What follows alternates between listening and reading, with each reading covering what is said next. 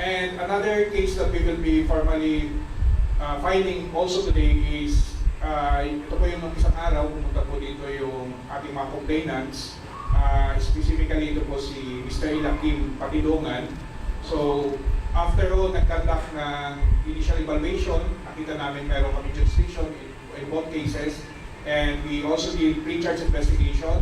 Nakitaan po namin ang probable cause to file an administrative complaint for grave misconduct and conduct unbecoming of a police officer against Police Brigadier General Romeo Macapas.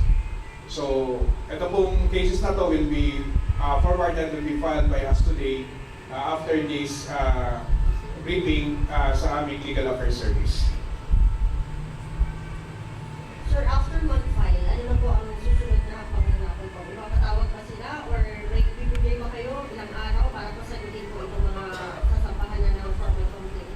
Magkakaroon po ng hearings dito, declaratory hearings, pasagutin po sila ulit. Magkakaroon po ng ilang proseso para makita kung ano yung mga ebidensya, ano yung mga stipulation of facts. Sa madaling sabi, full-blown hearing at kung kinakailangan, mag-file pa sila ng ibang kanila mga pleadings. Pero gumugulog na po ang kaso dahil po may formal charge na po na i-file ang inis sa ating legal service.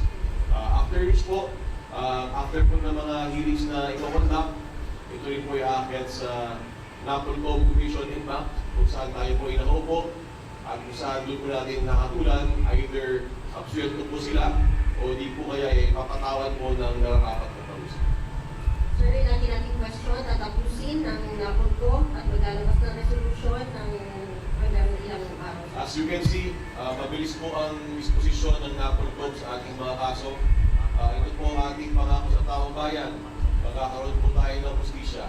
Hustisyang tama at hustisyang mabilis. Hindi po tama lang po na naglabas tayo ng desisyon na matagal.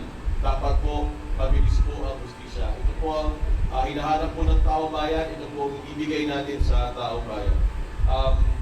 We will do our investigations thoroughly. We will hear our case thoroughly. We will give due process to everyone. We are not condemning anyone yet.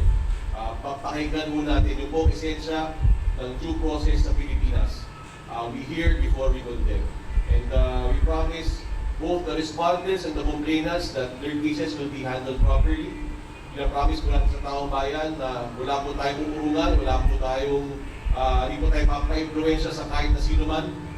Hindi po ikiral ng pera dito sa loob ng National Police Commission. Kung po ang tama, hindi po ating gagawin.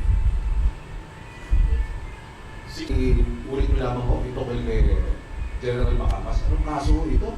At tatlo po sila, di ba? Lahat sila nakita ng probable cause. Sa tatlo pong, ito pong sinasabi nga natin, meron po due process sa amin. After po namin silang pasagutin, mali-determine namin whether or not may probable cause. So, if on the basis of the evidence presented, makikita namin walang probable cause, then ida-drop po namin sila sa kaso. At yung ipo-forward lang namin is yung may probable cause. In the case of, in the complaint filed by Ilakim Patidongan, filed against Police Brigadier General Macapas and yung dalawa niyang kasama, isa lang po ang nakitaan namin na may probable cause. That is yung kay Police Brigadier General Macapas na po. Yung dalawa niyang kasama, those cases were dropped po dahil wala po kami nakita probable cause to file a case against them. Sa Redman, ano ang kaso ulit? Please na po. Yes sir. The case na i-final namin against Police Brigadier General Macapas is for grave misconduct and conduct unbecoming of a police officer. Pagdating na po yun sa aming hearing officer, this will be filed with the Legal Affairs Services and they will be given, I think, 5 days to file this.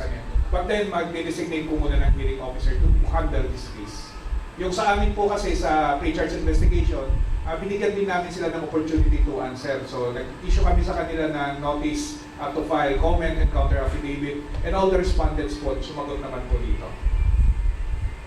To highlight lang, no, nakasagot na sila sa inis, papasagutin sila ulit sa legal service. So, ulitin ko, may due process po dito sa National Police Commission. May plans din po ba na ilagay sa preventive suspension si General Macapas?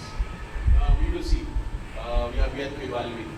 Pero sir, ano po magiging status siguro kasi mas hardy po siya ng Region 12 po? Wala naman po na.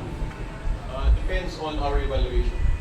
So kung kinakailangan mag-issue ng preventive suspension, kung meron basihan, nasusilipin pa namin, then so be it.